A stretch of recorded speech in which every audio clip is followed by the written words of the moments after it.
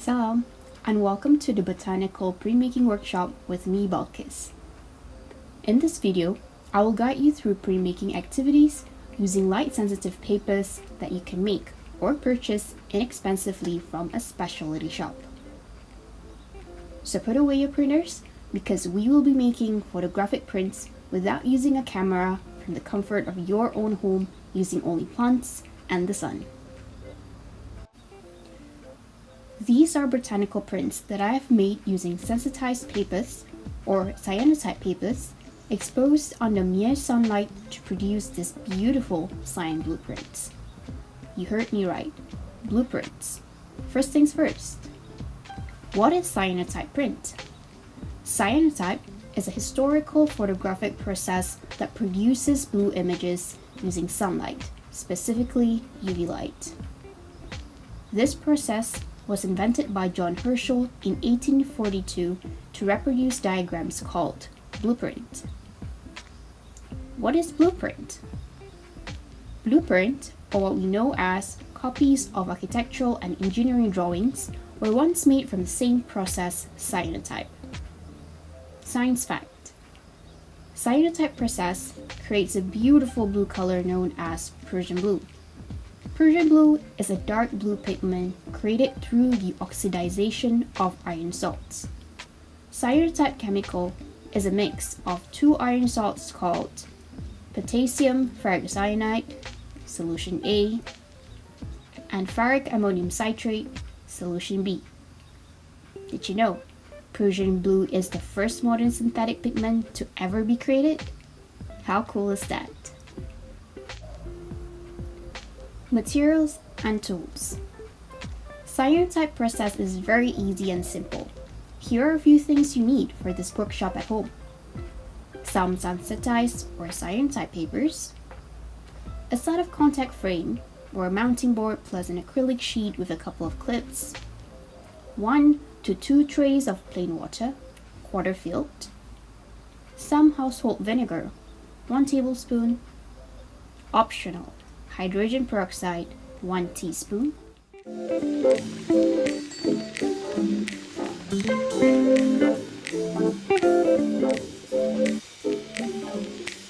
and not to forget, some botanical specimens either made from fresh or dried plants,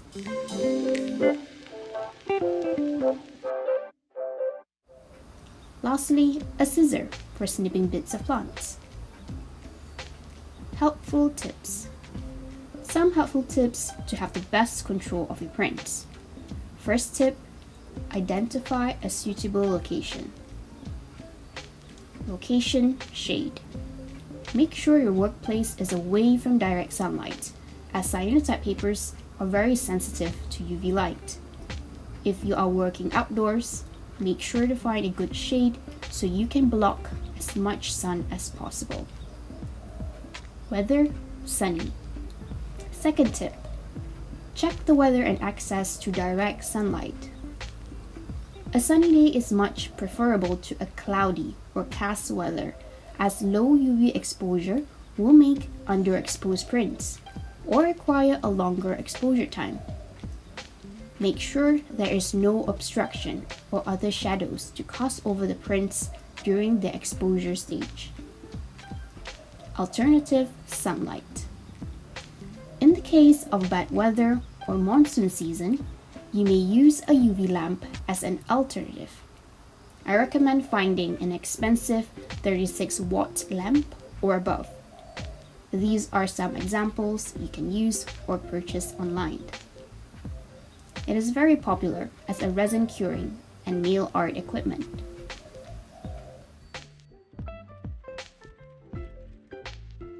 Check your paper. Please check the condition of your sensitized paper or cyanotype paper before use. The surface should be yellowish in color or light blue.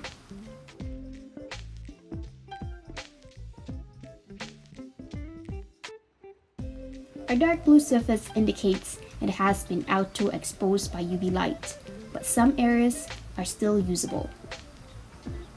An all dark blue surface, however, is unusable.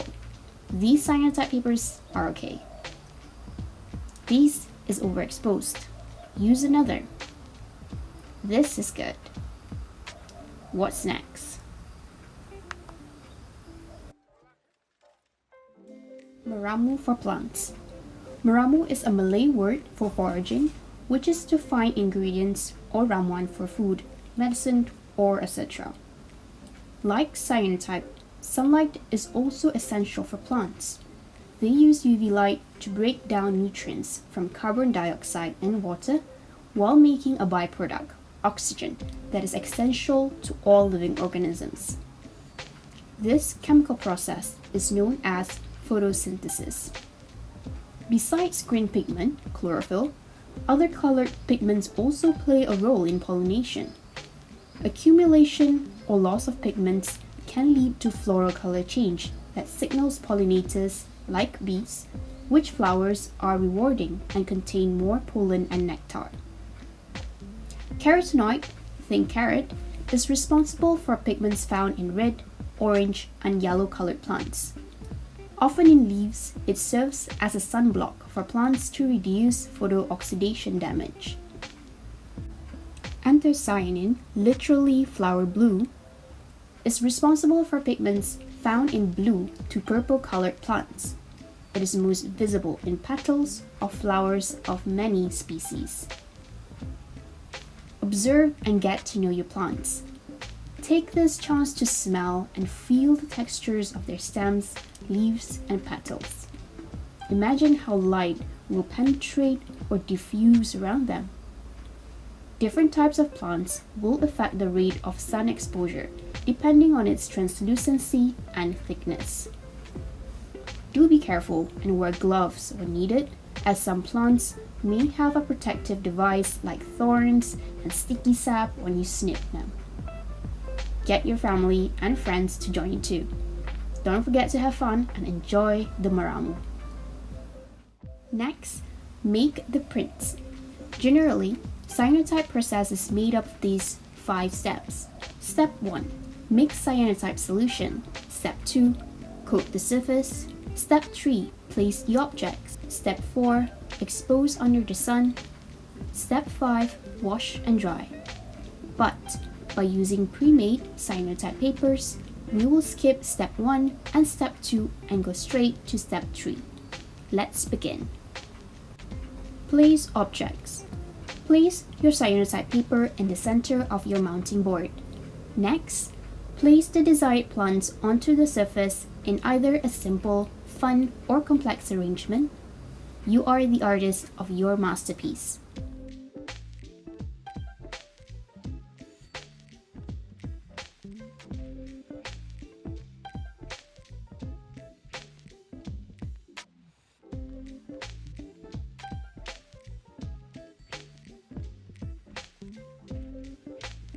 Use the scissor or your hands to trim the bushier parts of the plants. Remember other parts of the contact frame?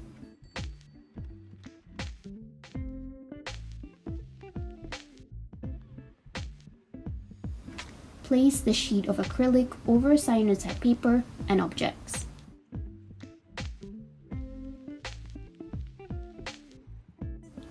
Secure it with some clips. It's the same using a picture frame.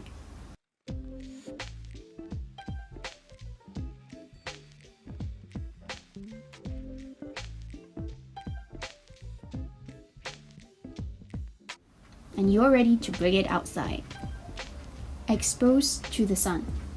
Cyanotype exposed to sunlight tend to have a larger tonal range and less contrast than those exposed to artificial lights.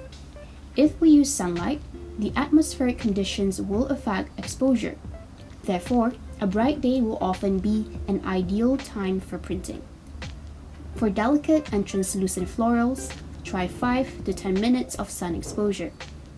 For thick or sturdy plants, try 15 minutes to 1 hour. The longer you allow it under sunlight or UV light, the darker the blue it will produce. You may also add depth into the prints by adding more plants. Overexposure is generally preferred to underexposure. Lift off the acrylic sheet and plants after a good amount of sun. The exposed part of the print should look pale bronze in color. As cyanotype is a negative process, areas where light does not hit paper will remain yellow. Flip it to protect the image before washing. Washing. Traditionally, the cyanotype is developed in a plain or tap water bath. This is the least complicated steps. It results in high contrast but moderately limited in tonal scale. Rinse the paper for at least 2 minutes or until yellow residue is gone from non-exposed areas.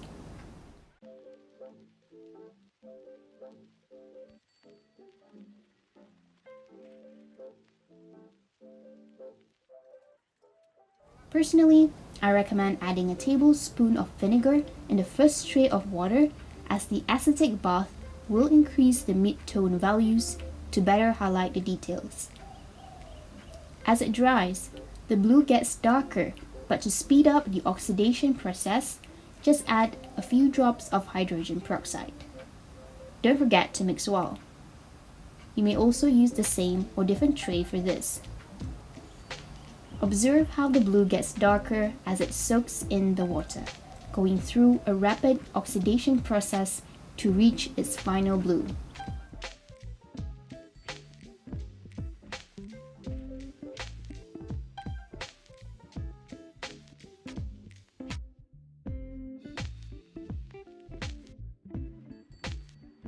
Once the print dries, you have successfully finished. Done, and repeat. Repeat the steps with other botanical specimens and perhaps using different exposure time. Cyanotype is also possible on natural fabric like cotton. The possibility is endless, really.